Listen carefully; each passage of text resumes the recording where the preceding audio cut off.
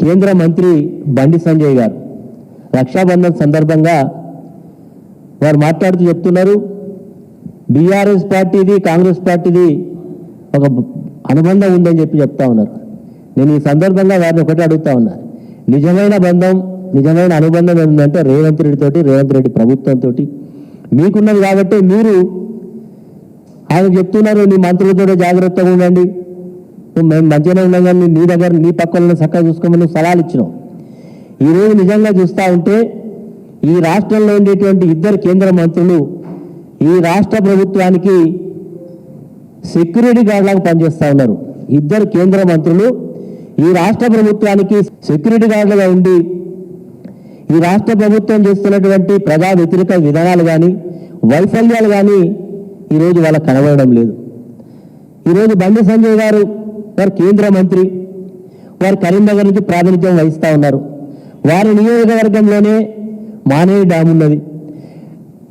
మరి గతంలో కేసీఆర్ గారు ఈ రాష్ట్ర ప్రయోజనాలను దృష్టికొని రైతుల ప్రయోజనాలను దృష్టిలో పెట్టుకొని కాళేశ్వరం ప్రాజెక్టు కట్టించి దాదాపు 5 సంవత్సరాలు నీళ్ళిచ్చి రైతు పంట పొలాలు ఆదుకుంటే ఇప్పటికీ ప్రభుత్వం వచ్చిన 2 సంవత్సరాలలో కనీసం మోటార్ లాంచ్ చేయకపోతే కూడా అడగలేనటువంటి నిస్సహాయ స్థితిలో ఉన్నది బండి సంజయ్ గారు. బండి సంజయ్ గారు మీరు కేంద్ర మంత్రి అన్న విషయం మీరు మర్చిపోయినా లేకపోతే మీరు ఏమనుకుంటా ఉన్నారో అర్థం కాదు. ఈరోజు ఒక బాధ్యత కలిగినటువంటి ఊహాలో ఉన్న మీరు పూర్తి బాధ్యత రాహిత్యంతో మాట్లాడుతూ ఉన్నారు. ఈరోజు మీ పార్టీ నాయకులు చర్చించుకుంటా ఉన్నారు, నిజమైనటువంటి హోమ్ సెక్యూరిటీ గార్డ్స్గా మా నాయకులు ఉన్నారు కాబట్టి ఈ ప్రభుత్వం చేసేటువంటి వైఫల్యాలను మీ క్షేత్రస్థాయిలో తీసుకెళ్ళలేకపోతున్నామని మీ శ్రేణులు చర్చించుకుంటా ఉన్నారు. మీరు ఈరోజు గతంలో మీరు ఎమ్మెల్యేలుగా ఓడిపోయిన వాళ్ళే ఈరోజు నరేంద్ర మోడీ గారి పుణ్యం వల్ల మీరు ఎంపీలు ఉండొచ్చు. ఆ రోజు మేము ఇండియా కూటమిలో లేము, మోడీ కూటమిలో లేము. కాబట్టి ప్రజలు మమ్మల్ని ఈరోజు ఆ ఎన్నికల్లో మమ్మల్ని పక్క పెడితే ఈరోజు మీరేదో మీ సొంత బలంతో గెలిచినట్టుగా మీకు అంతా జరిగినట్టుగా మీరు మాట్లాడుతూ ఉన్నారు. అయ్యా మిమ్మల్ని 8 మంది ఈరోజు ఎంపీలుగా గెలిపించిండ్రు. ఈ 2 నెలల్లో మీరు ఈ తెలంగాణ రాష్ట్ర ప్రయోజనాల కొరకు తీసుకొచ్చిన నిధులు ఏంది? మీరు తీసుకొచ్చిన గొప్పదనం ఏంది? ప్రతిపక్షం చెప్పేటువంటి 8 మంది పార్లమెంట్ సభ్యుల పాత్ర ఏంది? అంటే వీరి వల్ల ఏమి కాదు, వీళ్ళు పోయొచ్చుడు వచ్చుడు తప్ప ఈ రాష్ట్రానికి ఒరిగింది కానీ జరిగింది కానీ ఏమి లేదు. కనీసం యూరియా ఇప్పించలేని నిస్సహాయతుల స్థితిలో ఉన్న మీరు ఈరోజు మీరు ఏది మాట్లాడినా చాలా ఎక్కువ మాట్లాడినట్టు అవుతుంది. కాబట్టి మీరు ఒకసారి మాట్లాడే ముందు ఒక బాధ్యత కలిగినటువంటి హోదాలో ఉన్న విషయాన్ని గుర్తెరిగితే బాగుంటుందని ఈ సందర్భం గుర్తు చేస్తా ఉన్నాం. బీఆర్ఎస్ పార్టీ అధికారం నుంచి పోయి దాదాపు 2 సంవత్సరాల దగ్గరకు వస్తూ ఉన్నది. ఎందుకంటే బీఆర్ఎస్ పార్టీ మీద మీకు ఇంత కక్ష, ఇటు కాంగ్రెస్ కానీ ఇటు బీజేపీకి కానీ ఇద్దరు కూడా పూరగలుపుకొని ఈరోజు కేసీఆర్ గారి మీద కమిషన్లు వేసిళ్ళు. కమిషన్లు వేయడమే కాదు, వేసినటువంటి కమిషన్లు ఇచ్చినట్టు రిపోర్ట్లు ఏమున్నాయి, అందులో గొప్పతనం ఏందని గతంలో మీరు బహిరంగంగా ఆడియో గారు మాట్లాడిన మాటలే అందులో పొందుపరిచిళ్ళు. ఆ కమిషన్ అంతా కూడా బీఆర్ఎస్ పార్టీ మీద అప్రతిష్ట పాలు చేయడానికి ఇచ్చినటువంటి కమిషనే తప్ప కేసీఆర్ గారి మీద అందులో ఉన్నది ఏంటి? కమిషన్లో చివరికి ఆయన పార్టీకి ఉన్నటువంటి పార్లమెంట్ సభ్యుల మీద కూడా ఎక్స్టెన్షన్ మీద ఎక్స్టెన్షన్స్ ఇప్పించి ఆఖరిగా ఈటల రాజేందర్ కూడా ఇరికియాలి ఎట్లనని చెప్పి వాళ్ళ బీజేపీలో అంతర్గత కలహాలు మరి లో భాగంగానే ఈటల రాజేందర్ మీద కూడా మరి ఆయన స్టేట్మెంట్ కూడా రికార్డ్ చేయడం జరిగింది. ఏది ఏమైనా ప్రజలు చాలా నిశ్చింతగా గమనిస్తా ఉన్నారు. ఈరోజు నిజమైనటువంటి బాధ్యత కలిగినటువంటి పాత్రను భారత రాష్ట్ర సమితి పోషిస్తున్నది. తెలంగాణ రైతుల యొక్క హక్కులను పరిరక్షించడంలో కానీ తెలంగాణ హక్కులను పరిరక్షించడంలో కానీ నిజమైనటువంటి పార్టీ బీఆర్ఎస్ పార్టీ అని ఇప్పటికీ ప్రజలు గుర్తెరిగింది. ఈరోజు ఈ హైదరాబాద్లో మొన్న వర్షాలు పడ్డాయి, ఏమైనా సమీక్షలు చేసిల్లా? ఈరోజు వర్షాలు పడితే రోడ్ల మీద పరిగాపులు ప్రజలు మరి ఈరోజు ఇళ్లకు చేరుకోలేక ఇబ్బంది పడ్డారు. ఒక చిన్న వర్షానికే ఈ పరిస్థితి ఉంటే మీకేమైనా దూరదృష్టి ఉందా?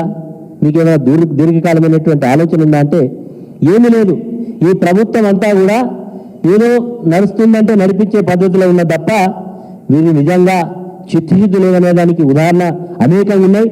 ఇప్పటికైనా ఈ ప్రభుత్వానికి చిత్తశుద్ధి ఉంటే ఈరోజు ఎందుకంటే ఇంత వీళ్ళకు అక్కస్సు రైతుల పట్ల, రైతులను ఇంత గోసపెట్టుకున్నందుకు, రైతులు వీళ్ళని నమ్మి మాట నమ్మి వీళ్ళకి ఓట్లేస్తే రైతులను గోసపెట్టుకుంటా ఉన్నారు. ఎరువులు ఇయ్యక, రుణమాఫీ చేయక, రైతు బంధు రాక, నీళ్లు లేక, కరెంటు సరిగ్గా ఇయ్యక ఈరోజు అన్ని రకాలుగా రైతులను ఇబ్బంది పెడుతున్నారు ఈనాటి రాష్ట్ర ప్రభుత్వం. కానీ ఇవన్నీ బీజేపీ పార్టీలో కనబడతలేవు.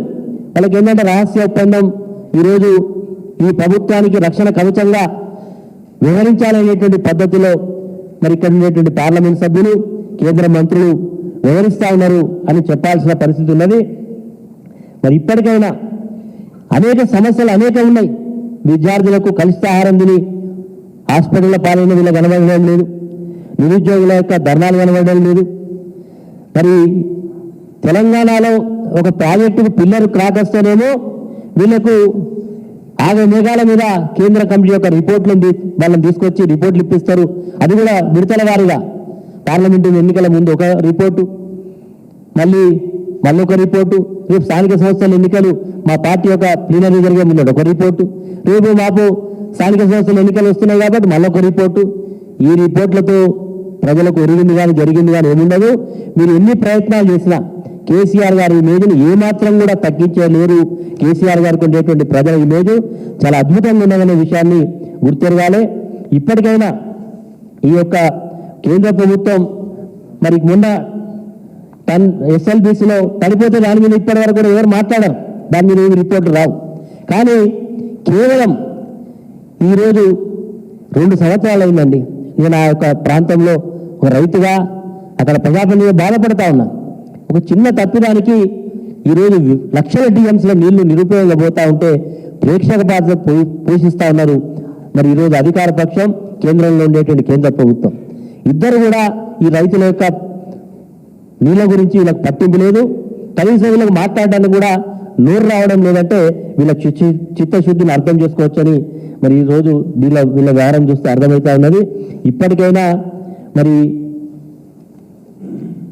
బండి సంజయ్ గారు, మీరు కేంద్రంలో మంత్రి ఉన్నారు, మీరు మాట్లాడే భాష, మీరు చేసేటువంటి ఆరోపణలు ఒక లేమన్గా, ఒక ఏం తెలియని వ్యక్తిలాగా మాట్లాడితే బాగుండదు.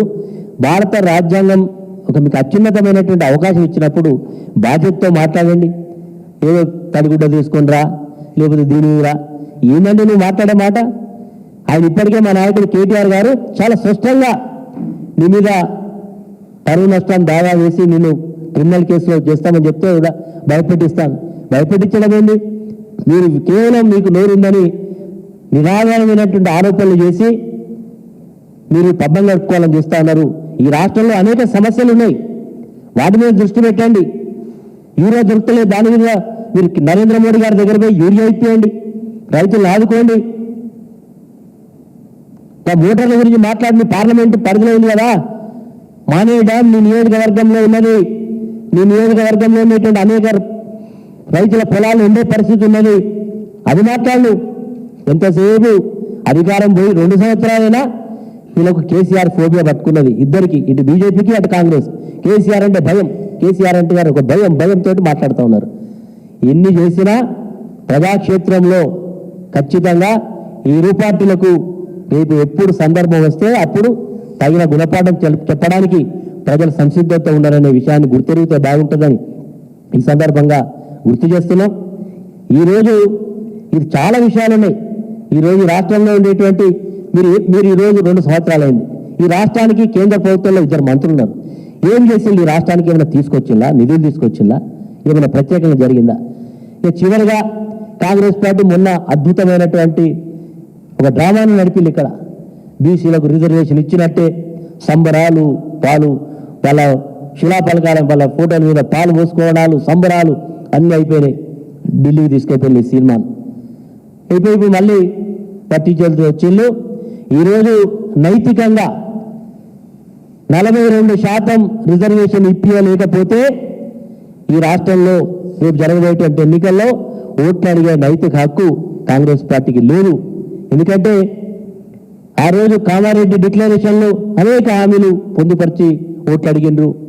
మరి ఈరోజు మీరు కేవలం ప్రజలను బలహీన వర్గాలను మభ్యపెట్టి ఓట్లు వేసుకొని అధికారాన్ని అనుభవించాలని చూస్తున్నారు తప్ప మీ యొక్క పనితనంలో చిత్తశుద్ధి లేదనేది చాలా స్పష్టంగా కనబడ్డది.